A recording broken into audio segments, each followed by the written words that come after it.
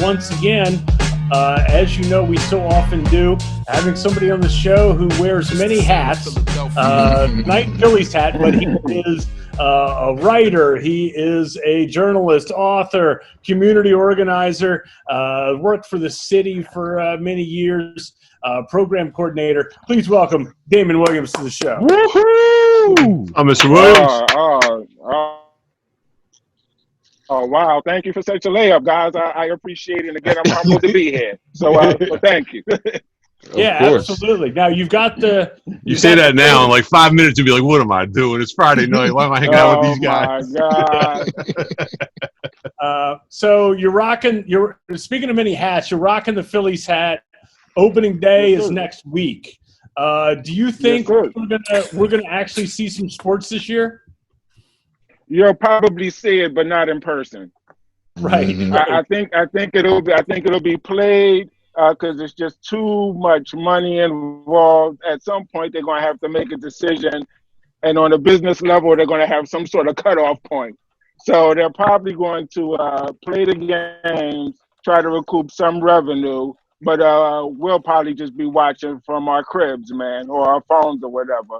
I don't think they're going to allow too many people into the stands. I just think the liability alone is probably going to be an issue.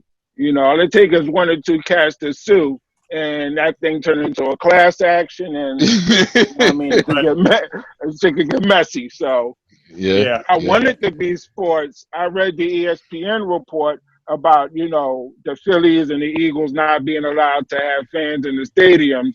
They supposed to be revisiting that. We'll see, man.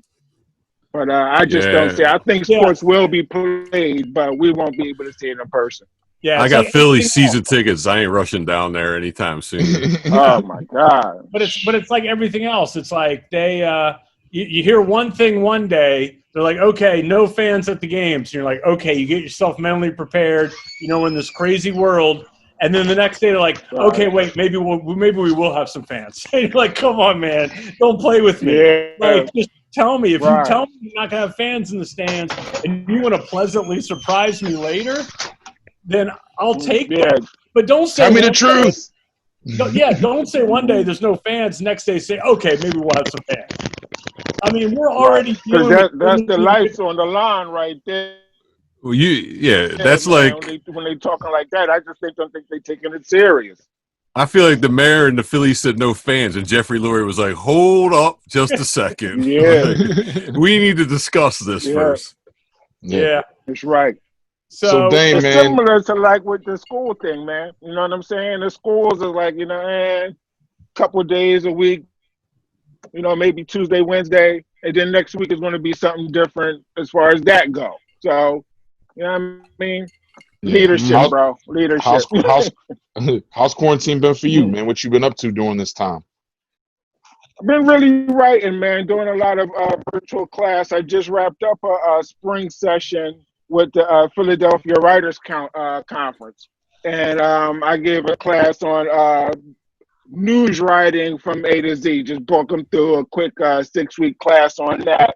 So that broke down to them like some of the nuances of being in the newsroom, what they expect, how to format the stories, things of that sort. Other than that, man, I'm working on these books. I just wrapped up with the school district on their phase 1 of doing their CSPR program, you know, analyzing the schools.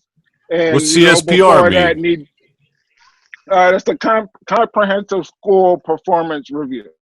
Okay. And that was where they was going into the schools, making sure that the population fit the programming and vice versa.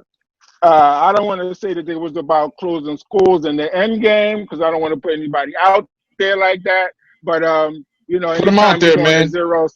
Anytime you're doing a zero-sum type of thing, and you're looking for cuts and you're looking for reasons to kind of like take away, they say that it's form fitting, but me being community first, I see that entirely different.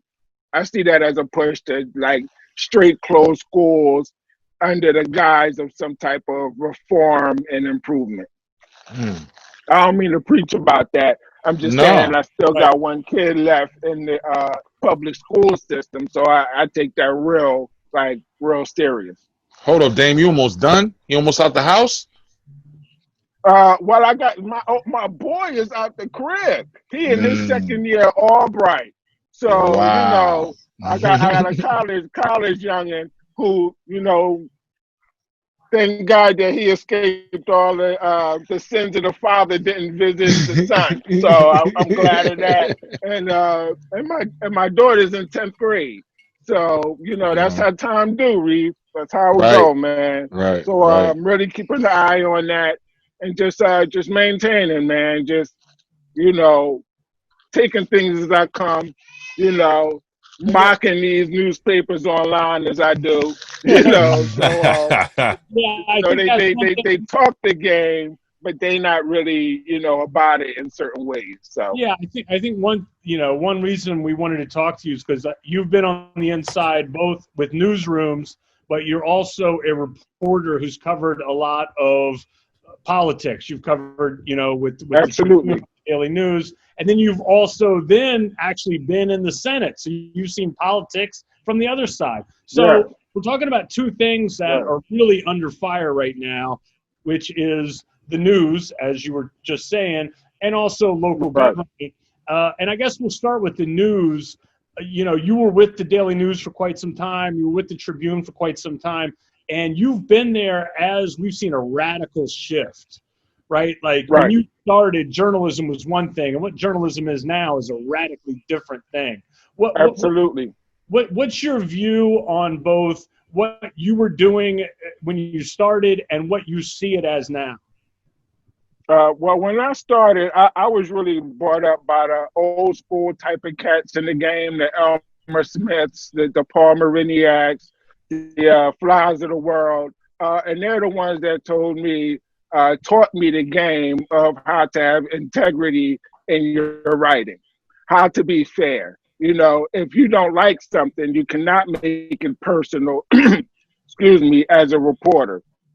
So I was always taught that the facts would speak for themselves, that to not look for the gotcha moment, because we're all human, politicians, MCs, whomever. So don't just try to, turn it into the TMZ culture, I guess, as you could see what's going on now. So I was brought up in the game as a totally different thing. That game has since devolved due to the rapid consumption of news and news agencies wanting to be first via online publishing. They know that, or they say that people's attention span is shrinking. So therefore, you have to be the first with the news, and you have to shrink it and condense it where the common consumer is getting enough of the information that'll get them by. I don't agree with that. That's not a way that I would do news, but that's the way the powers that be have done it now. And as you see, with the breakup of the big news entities like Knight Ridder, so forth and so on, that newspapers start to have a more powerful voice. They control their own agenda more so now than ever. So the real onus comes down to the publisher and the day-to-day editor for the changes that be made, or the changes that's going on that I particularly don't appreciate. There was a time when journalists have a bad enough reputation. Lately, they haven't been helping themselves with a lot of the scandals that we've seen, and they haven't figured out a way to have a voice against this onslaught of yellow journalism. They haven't found a way to make a concise argument against the label of fake news. I never had to deal with that. I've been sued by both, I'll say by white people and black people and by politicians on both sides. So I can talk that because, I know it in that kind of sense. So, but that's what I see now. And then you have bloggers and some news that do not fact check. They haven't studied like the AP style book guide. It's little things like that leads up to people having a general disregard for the true news, for the true reporters that's out there, for the ones that's literally getting their asses beat while they're on the front line covering some of these rallies that we've seen, some of the riots. And also reporters lack the backbone that I'd say that I was taught with to be fair, but to ask the pertinent questions and to make sure you drag the answer out of them. So you ball all that up, and that's kind of where we're at. When you watch these White House, sorry, Greg. No, go ahead, man. I was just gonna ask, like, when you see these, like, the White House press conferences and stuff like that, as a reporter, as a journalist, what are you thinking when you watch this, and what is on your mind? Like, do you wish you were there and could say certain things, or are you glad you have no part of that? That's a good question, man, and I feel kind of both of that. Because when I was just covering Hillary Clinton coming here to speak and being able to be in a room with her, just the clearances alone is just something that every day I wouldn't want to go through. The White House Press Club is like a certain type of agency and fraternity into itself. And kind of sort of breaking in that, you have to be willing to do things and sacrifice things and compromise things that I'm not willing to do. I do wish that I was in the room sometimes.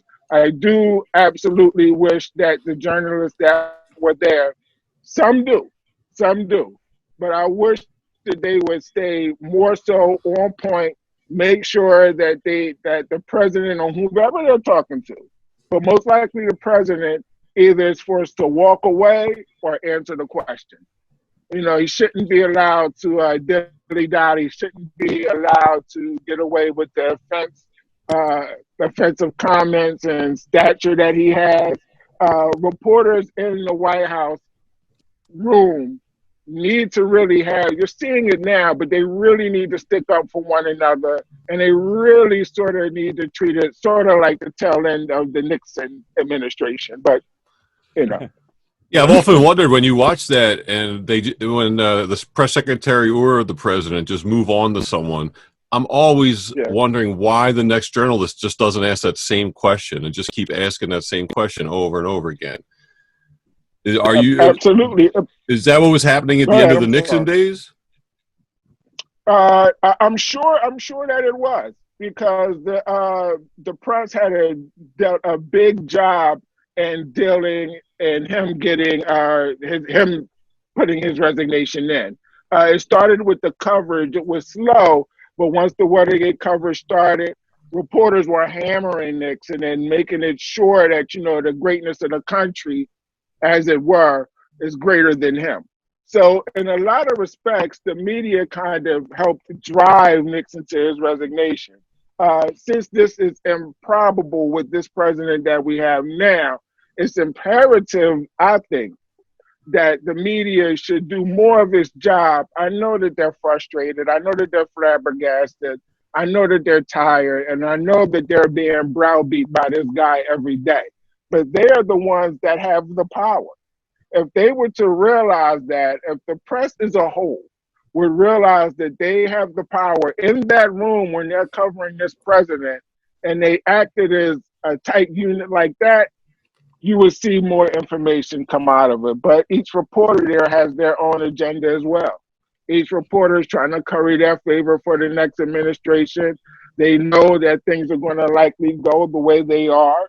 So they're trying to curry favor, even maybe down ticket. You know, it's going to be jobs to be had after this. You seem like a really nice guy. Who would sue you? Name some names. Who sued you? Oh, my gosh. I got sued. I wish I had it down here. I got sued one time by a white graphical artist duo that was working with Ghostface Killer and did an airbrush of him of the Supreme Clientele album, numbered and everything. And the article, as Reef will tell you, sometimes articles just don't happen. You know, sometimes, you know, I can't even give you a good reason why. Like, it just wasn't spaced. The shit fell through. It was an error from the copy desk. You know, Reef will tell you I always call it straight. You know, if we can do it, we can do it. If we can't, we can't. Otherwise, I'll tell you what happened. The editor at that time wasn't interested in the artwork of this crew, but they had sent the Ghostface joint to the Daily News. So they had sued me claiming that I was being a racist because I wouldn't write about this white group. Oh, wow. Yeah. So, and then one time, yeah. Don't so, you see that I love hip hop? I did Ghostface. What do you want from me? And Reef will tell you, I tried to be more than fair. Oh no, dude! You covered everybody. You covered everybody, man. Everybody. You know yeah, I mean? You covered everybody. If I didn't like somebody, I would not write an article saying they should suck. Yeah. I would never do that. Right. I would never be like, oh, this cat put something out and this was garbage. I just wouldn't write about it. Right. But if it was halfway decent, I would say that it was cool. But if it was elite, like where Reef was at, like where Viro was at, rest in peace, where these cats was at, I would say that this was elite shit. You know what I mean? Yeah. So that's kind of where that's at. But on the flip side of that, on the serious news side of things, I was sued one time by a politician over my editing of a editorial that he wrote. How that story happened was this is when I was on the copy desk and working my way up to writing and whatnot. And so I had to process the letters to the editors, you know, write them joints up or whatever and pass them to the editorial page editor. So somehow some edit got into the paper saying that this cat was selling Special K out of his bar in Fish Tank. So, dude, yes. So it came to, I'm trying to remember the politician's name, but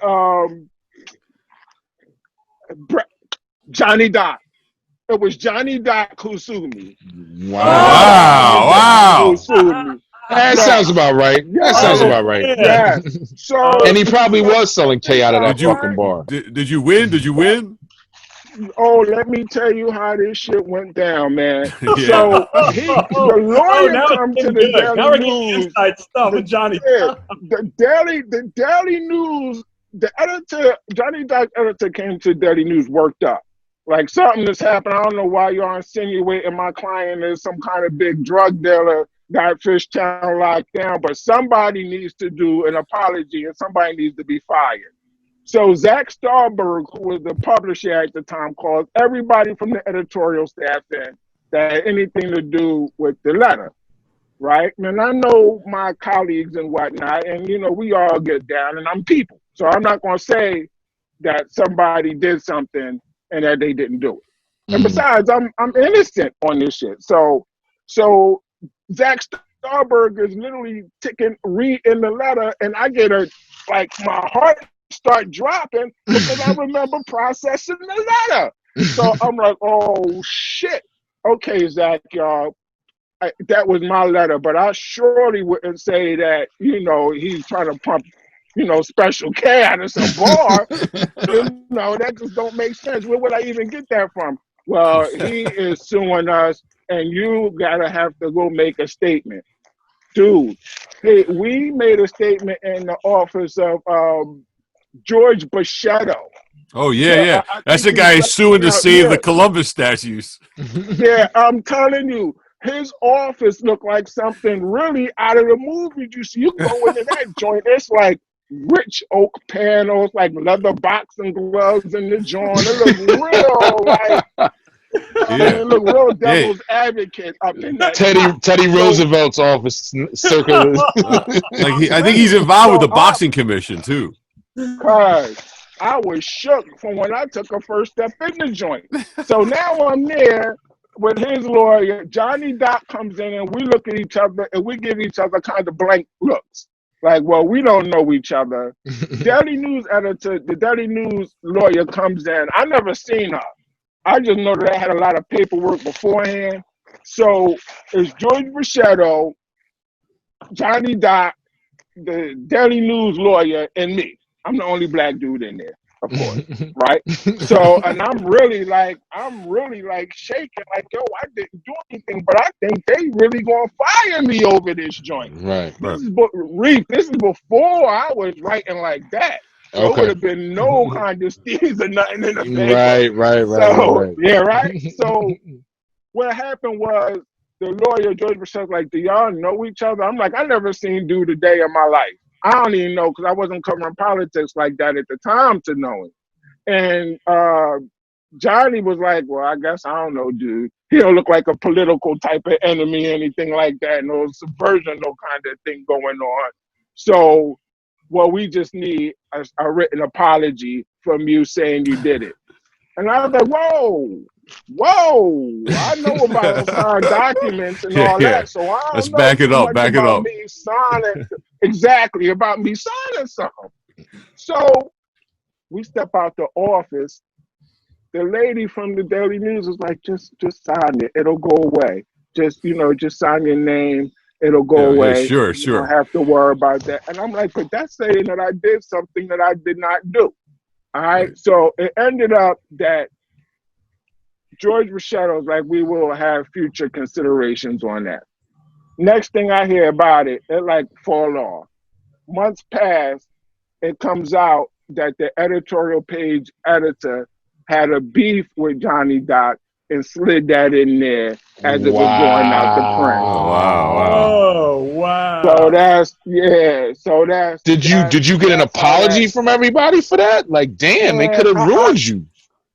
Bro, I never got an apology from anyone in journalism to this day. I can tell. Except one time where I had a situation. I don't like really dropping names on cats. Yo, come on, man! It's the Philly Blunt, man. Friday night. We're here. We're here. Do you remember a cat named Frog? Reed. Frog, braids in his hair. Frog. Yeah, I remember that dude. Okay. Yeah. All right, now you remember Tone Trump. Of course. I know you've heard of him and know him, right? Yeah. No. How you know I don't know him? Come on. I haven't even heard the name Trump. True indeed. I got other stories about that. Hey, yo, stay out of this, guys. I'm saying this is going to turn into like, I have me a little 15-minute segment each week to break down some of these stories that I got. Yeah. Go ahead, rock out, Dame. Rock out, Dame. Go ahead.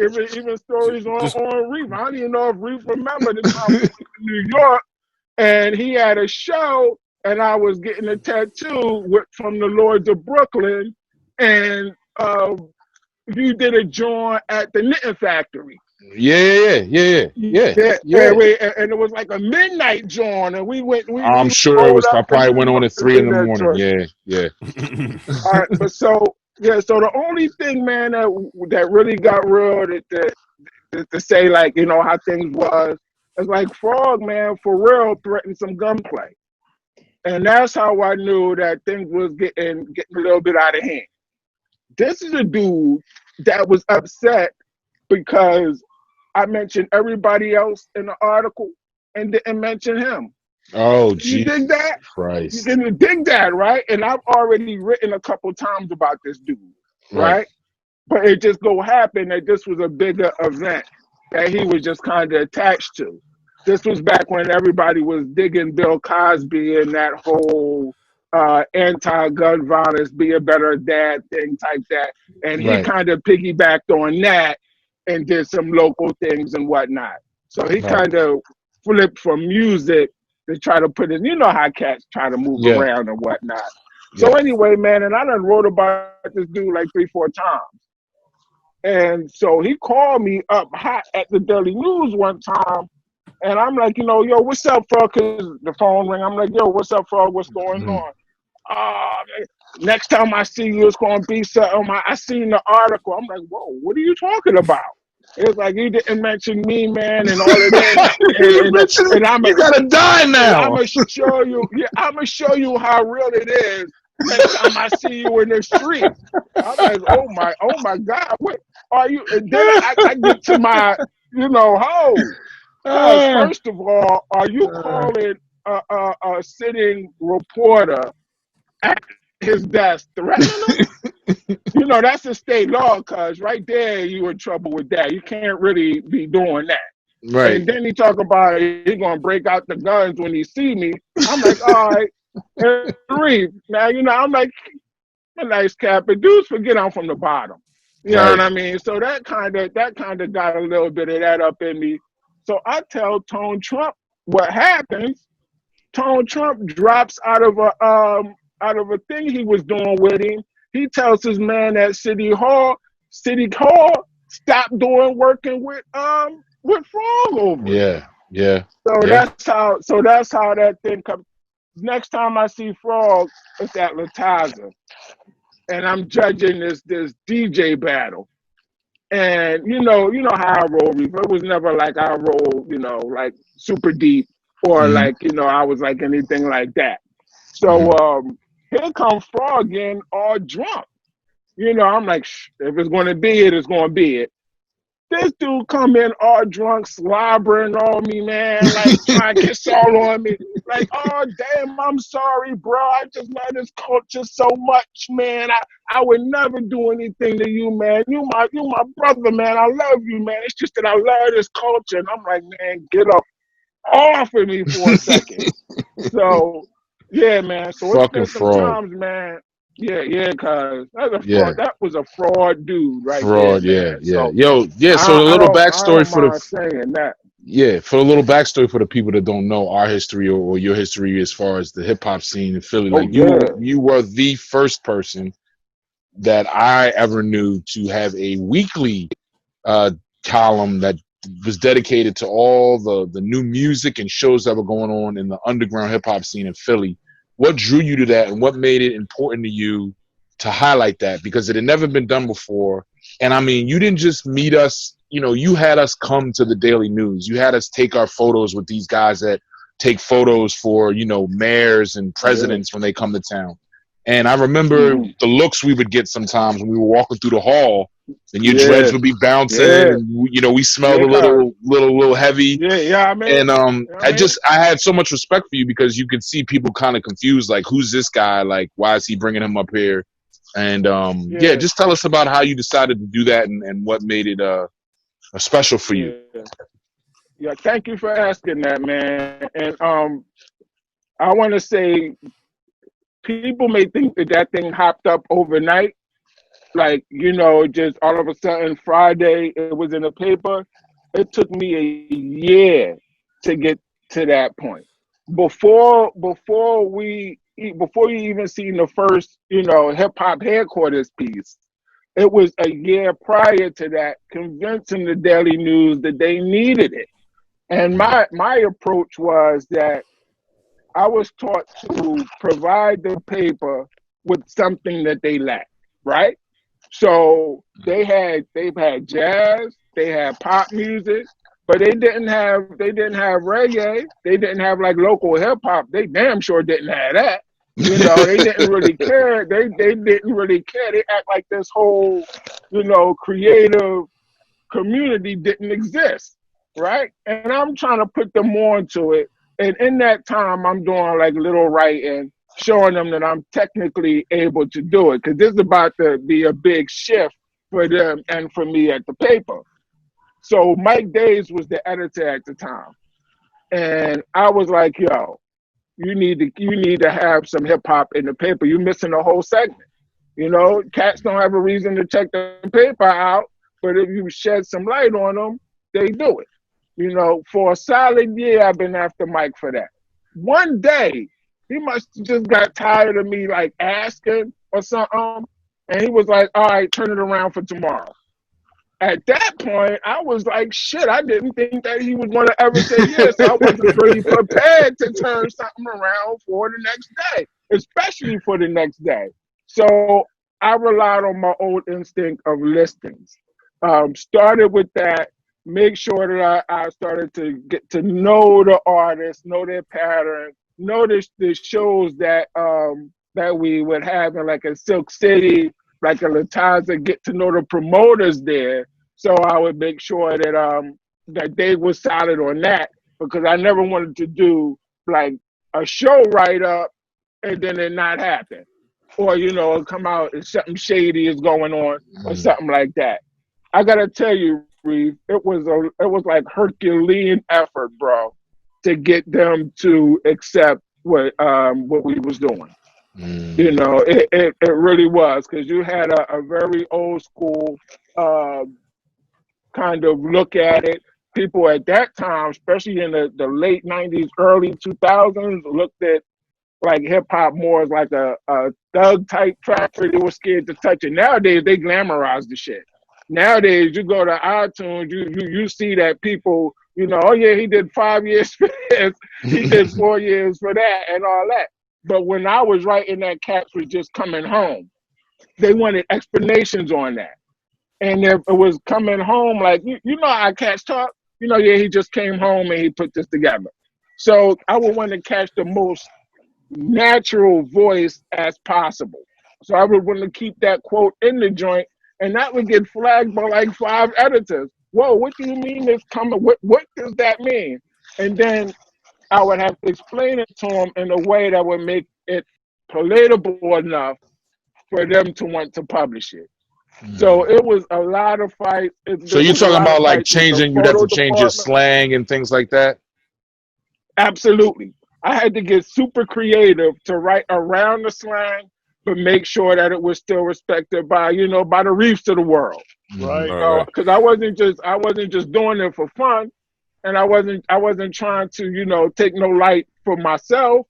I just wanted to make sure it reflected rightly on, the real producers, the real, givers of the culture. So it would be some times, and it was times where I had to do like 3 jobs at once, because I was still in the early days. If you'll remember, I would be doing like some of my copy desk work. Reef would slide through and we would chat for like an hour. I'd have him take a photo, but then I'd be like, all right, I got to get back to the desk. So it was a lot of that type of thing going on. It only really changed when people started noticing it, when they noticed the uptick in readership, and people started wanting to get into it more. And I say once established artists were also featured in there. And I say like the Jazzy Jabs, I would work them into a show. Like say if Reef was performing with somebody like a National Cat or something, I would work them both in. I would do that like when Prophets of the Ghetto did a show opening for Beanie Man at the Electric Factory. I would try to tie it in that kind of way. So it was rough sledding, man, but that's what made me want to do it.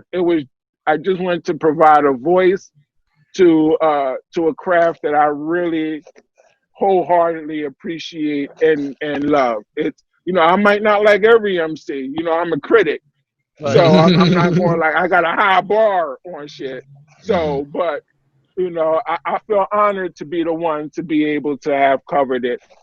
Honestly, I don't know if we're ever going to see that type of coverage in a mainstream paper again. No, I don't think so. Just with a real focus on the underground or the unsigned talent. And having them have pictures taken and that sort of publicity, I don't think we're ever going to, unfortunately. Not at all. Yeah, I mean, we had George Miller was a writer. My man.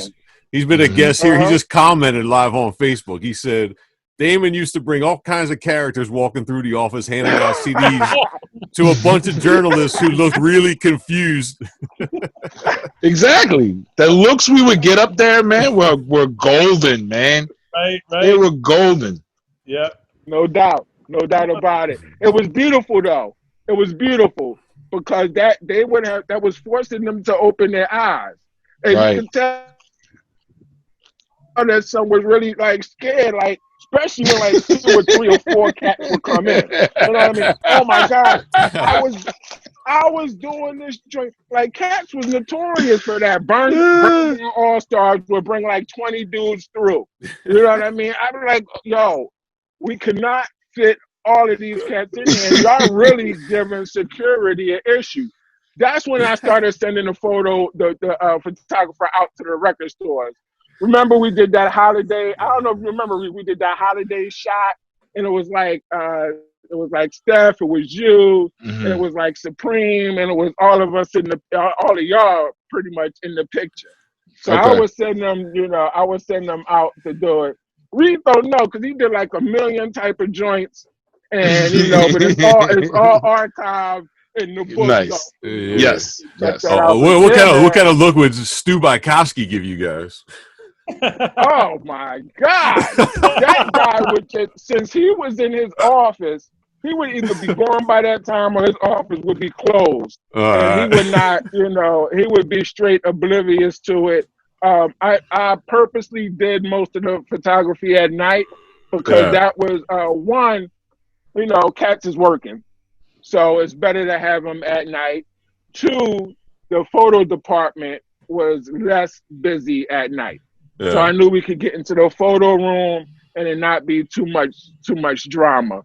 But what was your relationship with what was your relationship with guys like Stu and those that had names in the city for being, hardcore? I took them on, man. Yeah, I took them on, man. I took them on. Even from the move issue, from the Mumia Abu Jamal situation to situations where he was writing about. I even had to take him on one time when my wife was going through her immigration and she was getting her green cards. So it was more ideological, but I can tell you the real beef was between me and John Takeoff. John Takeoff was a pop music dude there, and he was like a type dude that like wanted to piss on territory, like this is my beat, you can't cover it. Or if somebody like major is coming through town, I'm covering it. He would be the type dude that would get like the review like turntables or music equipment, and he would keep the shit. So he would have like, so they told me I never been invited to his house. But they said his house is decked out at the time with all the flyers, electronics that he didn't pay anything for. This is all review models, but he got them up in his crib, like, you know what I mean? So that was, me and him had a big falling out one time where he tried to scream on me at the Daily News in front of everybody. And I was not having that shit. So we kind of like, had a little scream session because I was busy and I couldn't take a phone call. So you know how record agents be all like hype about the shit, so they somehow got to him and he calls himself marched into the front of the Daily News saying that I'm not going to take your phone calls and all this cursing. So I stood up, who the fuck are you cursing at? And it got to a thing like that. That was like one of maybe 3 type of scream downs that I've had internally at the paper. There's been some issues though. But he was. I'm looking him up now. Man. He was there 44 years at the Daily News. Holy shit! Yeah, man. He was. I think he was there back when it was the Bulletin. Wow. I really do. He was like great grandfather then, if you dig what I'm saying. Him and Joe Porter at the time, and they were endemic of a few generations ago thinking, but they wielded a lot of power in the newsroom because readership told the paper so. Right. Now, that's just what that is. Now, I know you've you posted on Twitter talking about, people, you're starting to see some introspection in newsrooms because newsrooms are overwhelmingly white. And so the stories that get told is overwhelmingly white. And I, we're seeing a lot of newspapers saying, "Oh wow, wait a second, maybe we need to tell some different stories." You're sitting there and you posted on Twitter, like everybody's wondering about diversifying the newsroom, and in Philly, and somebody that knows the city. Well, what's up? Yet here I sit with that. I got an interesting point about that, man. I just think it's the way I get there, because you can't. Not to talk too much shit on how I do, but the awards speak for themselves. The thousands of bylines speak for themselves. The access that I've had and the people that know me on a first name basis, I'm talking real people like Madeleine Albright, you know, Paul Rusesabagina, you know, Louis Farrakhan, you know, people that I've really, really talked to and really provided a real fair platform for, they know the time. The plaques, you know, I've been, you know, honored. So the only thing that I can boil it down to, real shit, is personality and how I view news and how serious that I take it. And I just think that the editors at the papers that be, I'm for real with this. At the Daily News, at the Philadelphia Tribune, at the Philadelphia Gay News, at the Philadelphia Business Journal, all of them know that my credentials are beyond dispute. So if my credentials are beyond dispute, then it has to be something else. And I really feel like the something else is my perspective on inner city news. They talk that shit and make good snapshots. Oh, Time says we're going to diversify. Philly Mag says they want to diversify on Instagram. And I wave at them like, hey, and they like my comment, but I'm no band leader. Everybody can reach me, you know? So no, my email hasn't gone off. It's dry, you know, as far as that go. You know, nobody has reached out to come back. The Tribune doesn't want me back. You know, the Daily News doesn't want me back for whatever reason. It's up to other people to ask them, because when I ask them, you know, I get a tone deaf response. You think it has to do with the fact that you speak your mind? Right, because I don't conform. And I really think that that's the issue. If I see it a certain way, in a balanced kind of way, but in a balanced way, you can reach this decision, or you know that the Daily News or any paper is lacking their coverage, or you see nepotism or you see cronyism infecting the newsrooms, and you see it affecting the editorial slants of the newsroom, that's a problem that I'll call them out on. I've done had that issue. Now, at the Daily News, I'm going to keep it really real with y'all because I'm a little riled up about this point. They can find me when their ass is getting sued. Mike Days, the publisher, can find me when the Daily News is getting sued to have their lawyer ask me, how did the Tribune handle a defamation case? Real shit. So they can find me for that, right? But they can't find me to walk up and down West Philly to ask West Philadelphians how they feel about this. They can't find me to really talk to the black politicians to really get the inside dirt on what's going on.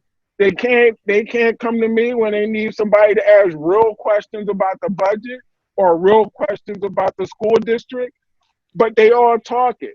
The Tribune has some nerve because I've already won awards for them. So that was the most recent of the two. So they want to say they want to go in a different direction. And you see the quality of that when you look at the paper. And it's not just my byline that's missing, there's several others. But since we're talking about me, though, I'm going to keep it about me. About me and shit. But so I'm saying when you don't see that byline, you know what I mean, then you know that perspective is missing. And if people know, I believe that editors are intrinsically smart people. So if they know that, and they know that Damon Williams is here, wouldn't it behoove an editor to at least have that conversation? See where Dame is at in the world?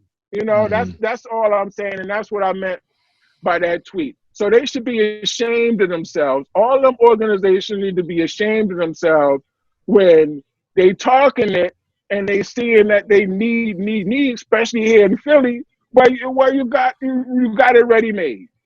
Right. So, you know, so that's how I took that. Right. All right. Well, let's take it to the blunt. We are going to take it to the Philly Blunt. We're going to hit you with rapid fire questions.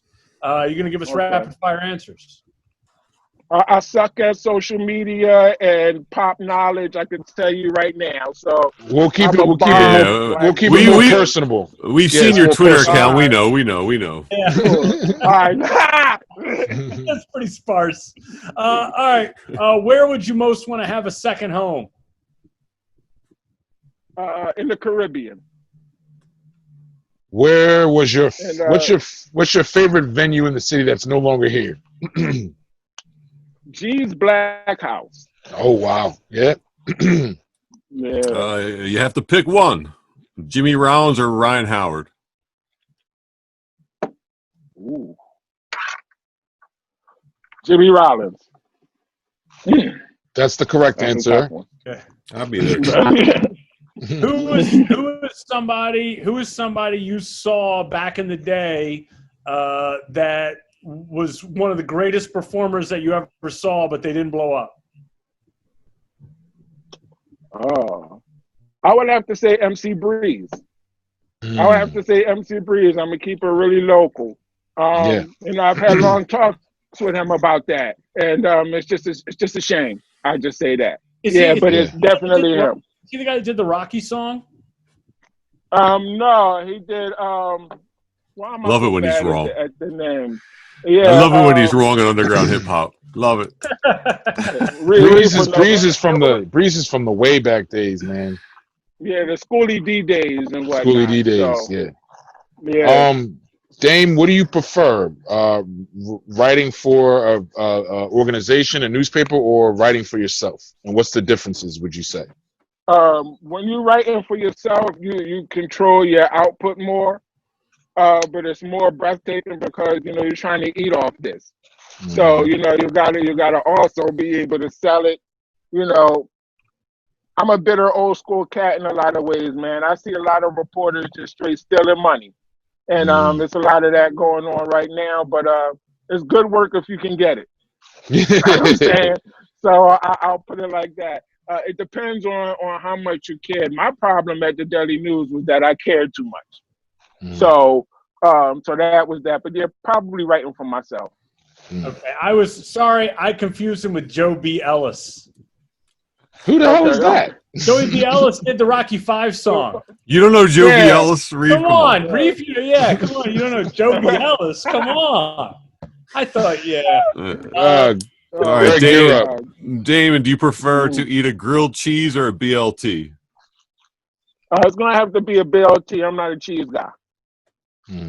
What would be your wrestling theme music? Oh, wow. That is a great question. Damn, can I come back to that one? Yeah. That is a good question. I mean, that's a first. You're the first one asking for a comeback. Yeah, damn. Wow. Worst interview you ever did, or interview that just went completely off the fucking rails? Oh, bro, I got so many of those, man. It'll probably be a time where I was 2 times actually where I was interviewing this mother-daughter tandem, and the mother was trying to get the daughter to hit on me, but the daughter was way too young, and I'm like, talk other shit, but man, through lessons learned, you can't cross those shits up, man. I'm a married man, so let me just, I'm saying. So that, and it always seems that's the type weirdest shit, man. The most surreal interview that I ever had, I would have to say is a tie between Farrakhan and Paul Rusesabagina. Both of those were just surreal. Surreal, yeah. All right, so just to play back on what we were talking about earlier, I'm going to have my Caucasian brothers back and stay focused. What is your wrestler entrance theme song? I think I'm going to have to go with something like Raw by Big Daddy Kane. Nice. Yeah. Yeah. Not Go For It by Joey B. Ellis? Now we're going to have to pay this guy 7 cents for copyright. Oh, my gosh. Oh, by the way, and I'm not, it was also known as MC Breeze. Oh, it is MC Breeze. It might have been the same guy. It might have been the same guy. All right, we're going to have to look. We're going to have to look. Yeah, I think that I have a vague memory of that. I actually think that you might be onto something with that. And every time I see under two different names, I automatically think copyright or something that's jammed up. Or he wanted to try to change his image, maybe. I don't know. Yeah. Yeah. All right, let's see. Where are we? What do people do too much of today? I would say too much. What people do too much today? Yep. Bitching without action. All right, you're in the press room. The microphone is yours. What question are you asking him who shall not be named? What kind of cryptic question? I'm completely confused here. Oh, all right. All right. You guys thought we were talking some street jive. You fucking racist. I wasn't gonna call him out on that shit, because they're your boy. Wait, what do you mean? What do you mean? Then they must be all right. I said, you're in the press room. They pass you the mic. What are you asking he who shall not be named? Because I don't like saying his fucking name. I thought this was like a 2003, beef. Yeah. MC battle. Breeze. I would ask why.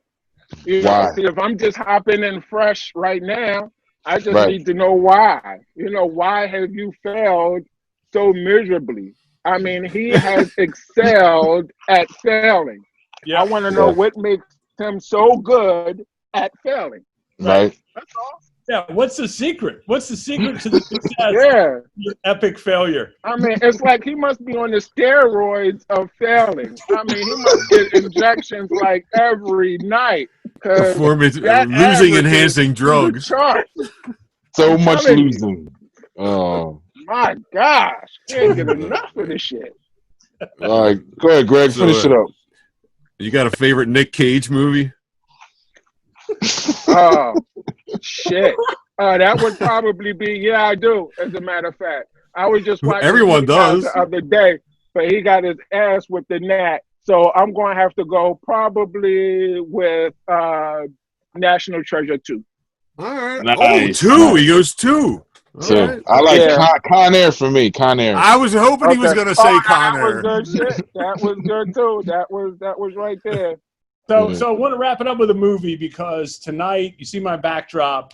Tonight, I watched Ghostbusters with my son. First time he saw it. Okay. And I got to be honest, it's a very overrated film.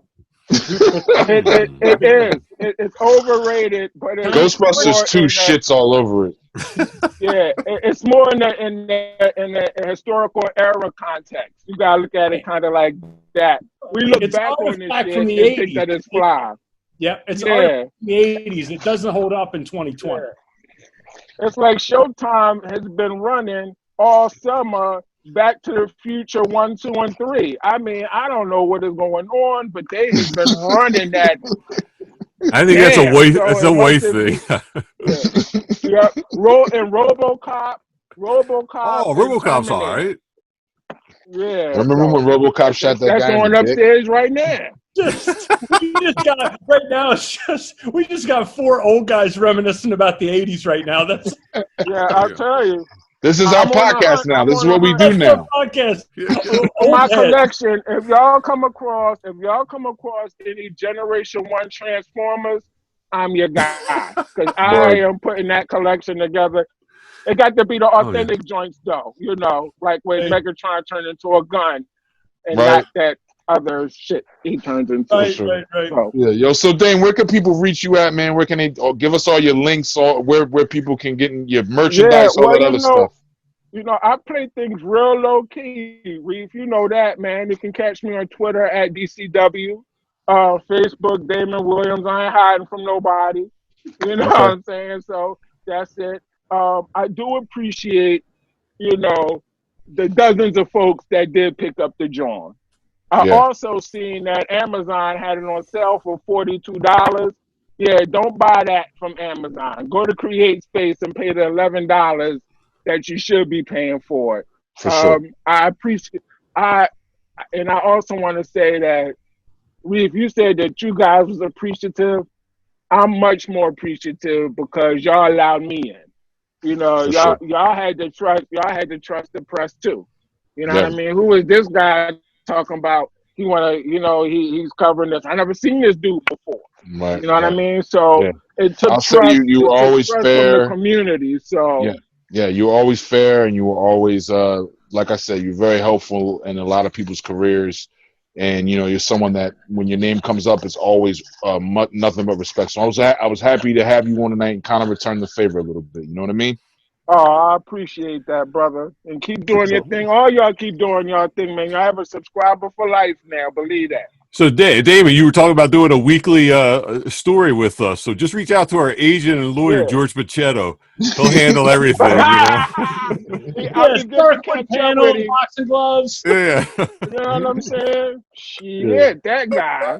He had like a deer head on the wall and shit. I'm telling you, man, it was all kind of documents and scrolls and shit hanging up on the Scrolls. joint. So, yeah, it was wild, bro. It was wild. So, Yeah. it's Yeah, another man. All story, right. my man. All But right, good talking with you, buddy. appreciate y'all so Thank much. you, All Damon. right, I Thank do. you. Thank Take you. care. Thank you.